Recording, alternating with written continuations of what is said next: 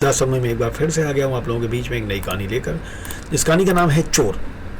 घर में 8 बरस का प्रद्युम्न बड़ा उद्यमी है, किसी की नहीं सुनता और जिद पर आ जाए तो पूछे ही क्या। इधर कुछ दिनों से वो कुछ गुमसुम रहता है, ऊधम दंगा भी कम हो गया है। जाने क्या बात उसके मन में बैठ गई है। शाम को स्कूल से आता है तो दौड़कर खेलने बाहर नहीं चला जाता, इस उस कमरे में ही दिखाई देता है। मैं परेशान हूँ, कहती हूँ क्या हुआ है प्रद्युम्न, तो सिर हिलाकर कह देता है कुछ भी नहीं। तो खेलने क्यों नहीं गया? यूं ही नहीं गया। मैं समझती हूँ कि रूठा है, तब गोद में लेकर प्यार करती हूँ, पर वो बात भी नहीं है। अब सबकी अपनी अपनी जगह शोभा है। बालक में बुद्धिमानी अच्छी नहीं लगती, उसमें बचपन चाहिए। पर प्रद्युम्न जो 8 वर्ष की उम्र में बुजुर्ग बन रहा है, उसमें कैसे देखती रह जाऊँ। डपट कर कहा, जाता क्यों नहीं खेलने, साथी बच्चों में मन ही बलेगा। डपटती हूँ, वो सचमुच चला जाता है। डरती हूँ कि घर के बाहर इधर उधर तो वो नहीं भटक रहा है, पर नहीं, वो सीधा साथियों में जाता है और खेलकर काफी देर में लौटता है।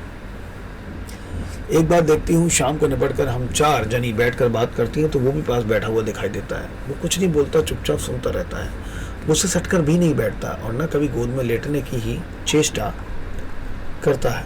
अपने अलग अलग गुमसुम बैठा रहता है। आजकल दिन बड़े खराब हैं, गेहूं 2.5 सेर का भी मयसर नहीं है। दूध के दाम घुसी ने परसों से 8 आने सेर कर दिए हैं।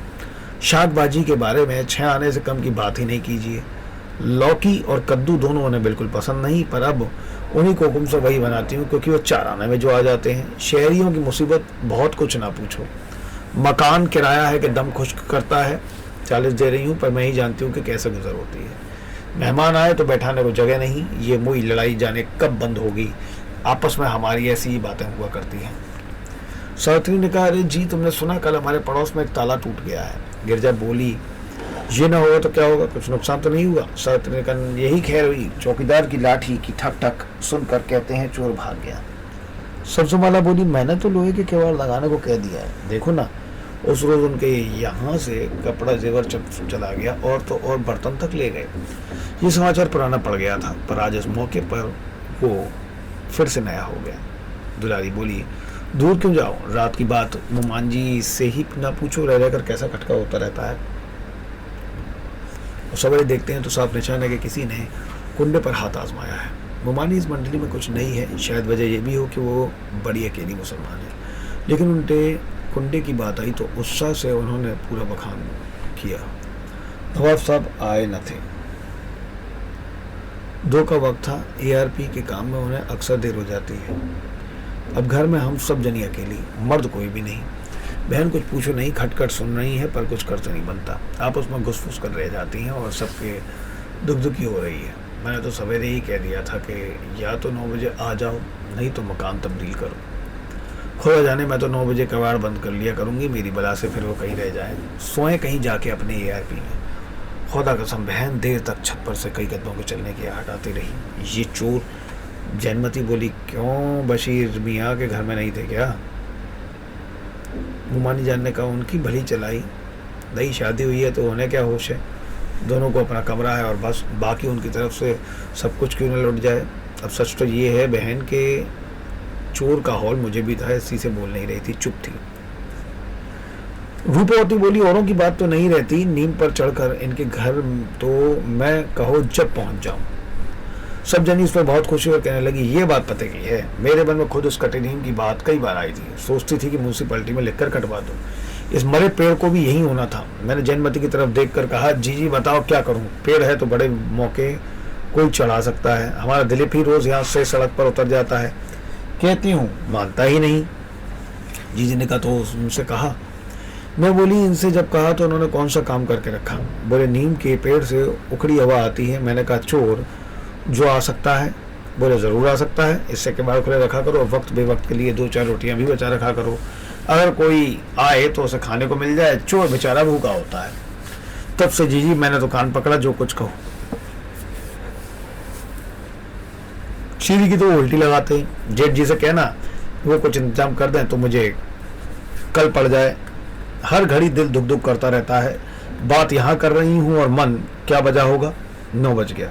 मैं घबरा कर बोली, 9? सब जनी मेरा तमाशा देखने लगी। मैंने कहा, मुझे जाने दो, चल प्रद्युम्न चलें। प्रद्युम्न पीछे को एक तरफ बैठा था, औरों के साथ के बच्चे सब सो गए थे, प्रद्युम्न बिल्कुल नहीं सोया था। उसी वक्त भी जैसे वो यहाँ से उठना नहीं चाहता था। सब्जमाला ने उठती उठती हाथ पकड़कर मुझे बैठा लिया और कहा, लाला आ तो गए हैं। मैं और भी घबरा कर बोली, आ गए हैं? सब्जी वाला ने कहा। वो देख कमरे में बत्ती जल रही है। वो कहकर उसने मुझे आंख में भरकर चूम लिया। इस सहेली की मैं यहाँ बात नहीं कर सकती, मुझ पर ज़बरदस्ती करती है, लेकिन इस ज़बरदस्ती से ही मैं उसकी हो गई हूँ। बोली, लाला थोड़ी देर अकेले रह लेंगे तो क्या हो जाएगा, तुझे छोड़कर खुद जो महीना भर रहते हैं। मैंने कहा, उन्होंने खाना नहीं खाया जीजी, मुझे जाने दो, आप लेके खा लेंगे। कहते हुए उसने मुझे जबरन बैठा लिया। प्रद्युम्न अपनी जगह बराबर ध्यान लगाए बैठा था। खैर, मेरे बैठ जाने पर चोरी से हटकर चोरों की बात होने लगी। वे निर्दयी होते हैं, चालाक होते हैं, पास में कुछ न कुछ हथियार रखते हैं और इसी तरह बात आगे बढ़ाकर डाकू, जेल खाना, काला पानी और फांसी तक पहुंची। घड़ी ने 10 बजाए तब जाकर मेरा छुटकारा हुआ और जनी भी तब अपने घर गई और प्रद्युम्न उंगली पकड़कर मेरे साथ आ गया। प्रद्युम्न उनके बाबूजी लेटे हुए किताब पढ़ रहे थे। कहा, पता है अब क्या वजह है? मैंने टालते हुए कहा, खाना खा लिया? खा लिया। वे नाराज थे। हो तो हूँ, मैं भी प्रद्युम्न और उनको लिटाकर उनके बराबर लेट गई। उनसे बोली नहीं, वो भी किताब पढ़ते रहे। मुझे नींद नहीं आई पर आँख बंद की लेटी थी। ऐसे समय प्रद्युम्न मेरी खाट से उठा और अपने बाबूजी के पास जाकर बोला, बाबूजी। चौंक उन्होंने मुंह फेरा। प्रद्युम्न को पास खड़ा देखकर कहा, आओ प्रद्युम्न, मेरे पास सोओगे? बच्चा पास बैठ तो गया, लेटा नहीं। बैठे क्यों हो, सो जाओ। प्रद्युम्न कहा, चोर रोशनी में नहीं आता बाबूजी।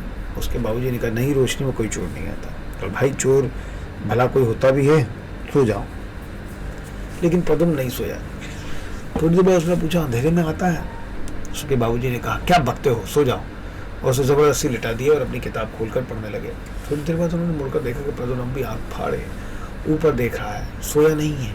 क्योंकि तभी मैंने सुना कि उन्होंने कहा, अरे अभी सोए नहीं तुम?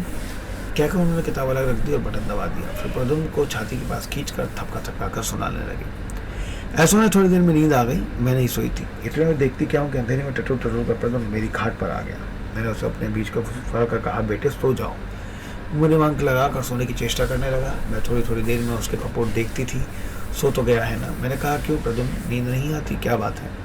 कुछ देर साथ बांध कर वो लेटा रहा। अंत में वो रोक नहीं सका। एकाएक बोला, भाभी, चोर कैसा होता है? मैं सुनकर हैरत में रह गई। मैंने कहा, अरे वो सचमुच में कुछ थोड़ा ही होता है, वो तो झूठ मूठ की बात है। तो वो नहीं होता? मैंने कहा, बिल्कुल नहीं होता। सुनकर वो चुप रह गया। मैंने कहा, सो जाओ भैया।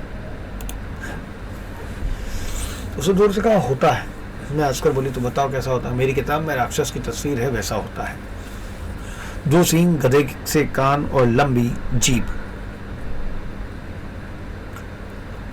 मैंने कहा, हटो, कोई चोर नहीं होता। किताब में तो यूं ही तस्वीरें बनी हुई होती हैं।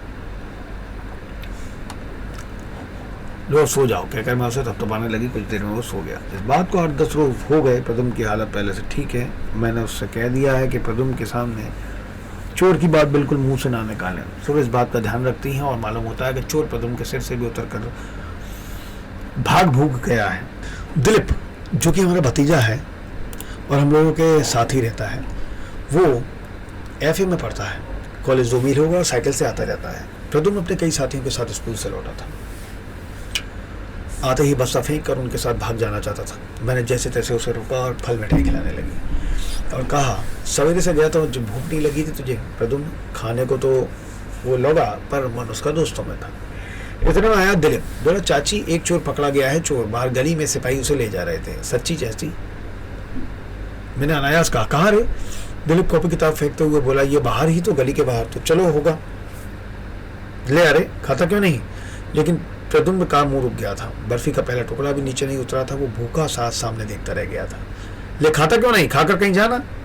परंतु प्रद्युम्न कुछ देर उसी तरह खोया सा रहा, फिर एकदम उठकर वहां से भाग छूटा। मैंने तब दिलीप से कहा, जा भैया देख तो वो कहाँ जा रहा है। दिलीप स्वयं ही जाना चाहता था, इससे वो भी लपक कर भाग गया। उसके आने पर देखा कि दिलीप जितना उल्लासित है, प्रद्युम्न उतना ही चिंतित दिखता है। पर दिलीप से पूछने ताछने लगी और वो मुझे अपनी सुनी सुनाई सब बताने लगा। प्रद्युम्न तब बराबर पास खड़ा था। सहसा बीच में वो बोला, चोर आदमी होता है माँ, चोर नहीं होता। मैंने कहा, हाँ बेटा, आदमी होता है, राक्षस नहीं होता। मैंने कहा, नहीं भैया, राक्षस नहीं होता। वो मेरी तरफ ताकता हुआ देखता रह गया। बोला, राक्षस नहीं होता? बिल्कुल राक्षस नहीं होता। तो फिर क्या बात है अम्मा, आपसे क्या बंद मत किया करो। मैंने तो सुन के माथा ठोक लिया। बहन, सोचा कि जरा से मैं भी तो बाप के लक्षण आ गए। और कहानी है चोर।